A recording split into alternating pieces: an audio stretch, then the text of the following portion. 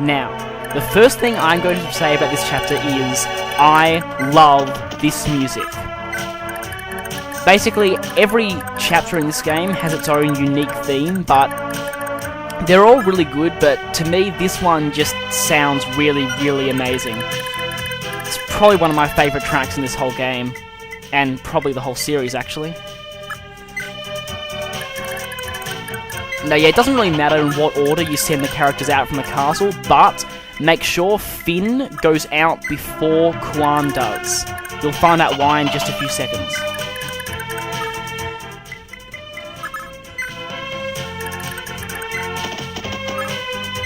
Well, you know, another conversation. And this music playing is the Leinster theme, actually.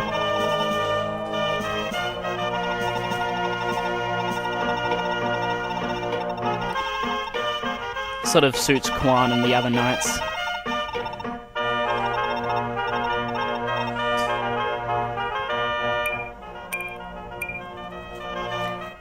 And you'll notice there that conversations aren't just for exposition and backstory info.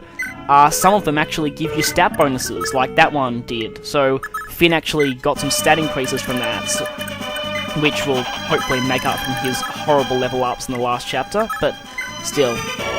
So of course, for that reason it's best to always do any conversations that are available. Well, I mean, except some, but I'll talk about that a bit later.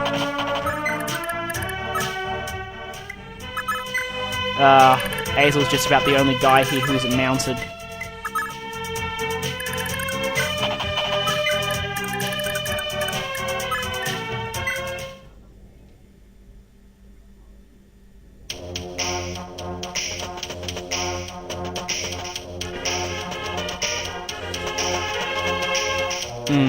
Now you might notice that the boss of this group, Kinboyce, is a warrior, which is basically an upgraded fighter. Actually, I'm pretty sure this was the first game in the series where fighters upgraded to warriors, but I'll talk more about him later because, well, after these stupid bandits move towards the villages, there's going to be another event.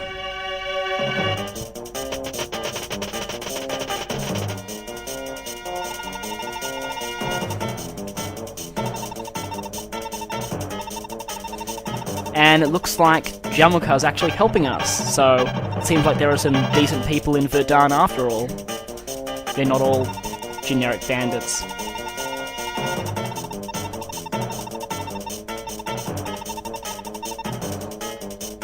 And so, of course, as you might be guessing from this scene, we're going to have control of Edain and a new character here called Dew. Dew, as you'll find out in just a second, is a thief. But in this game, since there are no chests or doors to open, thieves work kind of differently. Basically, they get gold every time they hit an enemy, and they're able to give gold to any other character, which certainly has its uses. But Dew as a character, well, starts off pathetically weak and is frustratingly hard to train, but if you do manage to train him up, he actually becomes a somewhat decent fighter. So, I mean, if you don't have the patience, I don't really recommend doing it because it is quite frustrating to train him. But it'll be very rewarding if you do. There are a lot of characters like that in the Fire Emblem series, actually. And now Gandolf sending out his troops. But thankfully, we get to move before they do. Now, of course, as you'll know from there, Edain and Dew just joined.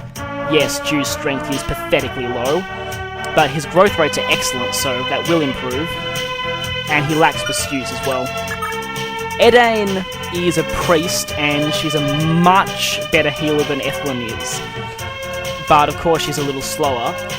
But that's not the most interesting thing about Edain for now, because Edain is the first female character you get who isn't paired.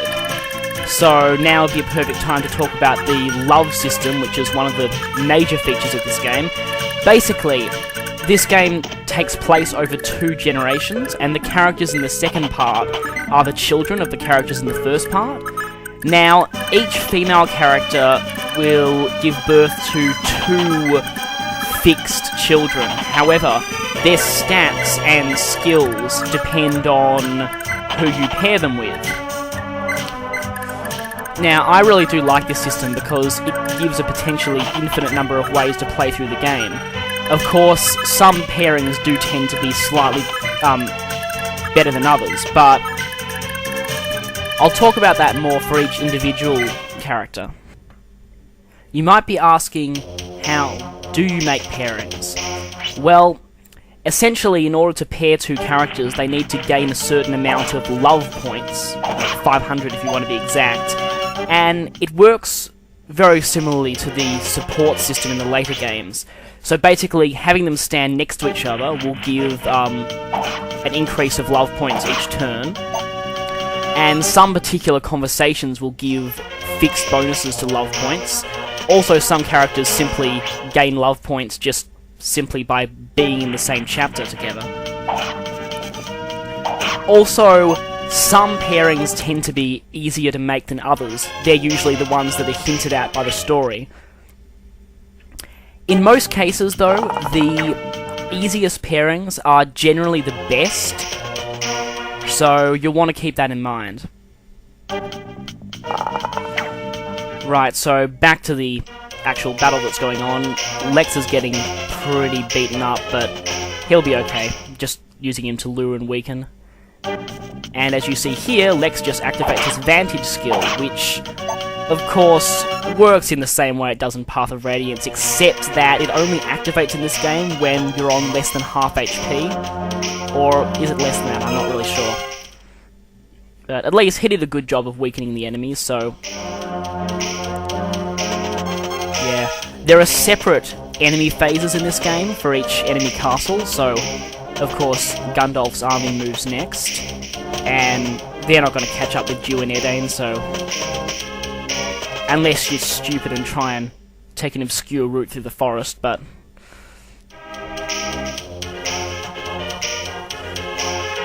yeah, we shouldn't really worry about that village, because we definitely will get there. That guy's too far away from any village to be of much danger.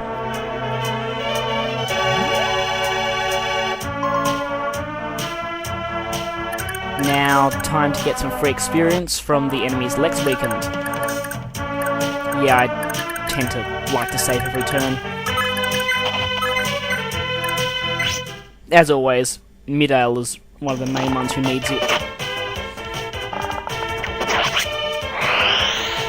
He can't really get any direct frontline action, so he needs as much experience as he can get.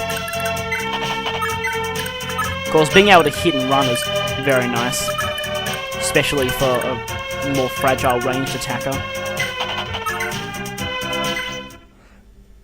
And for some reason, I've been getting really, really unlucky with Noisha's level ups, and Alec is starting to outclass him in every possible way, which usually doesn't happen. It's just kind of strange. So I'm getting Noish more experience. Yeah, might just have Cuan going. Thought it was going to attack the archer.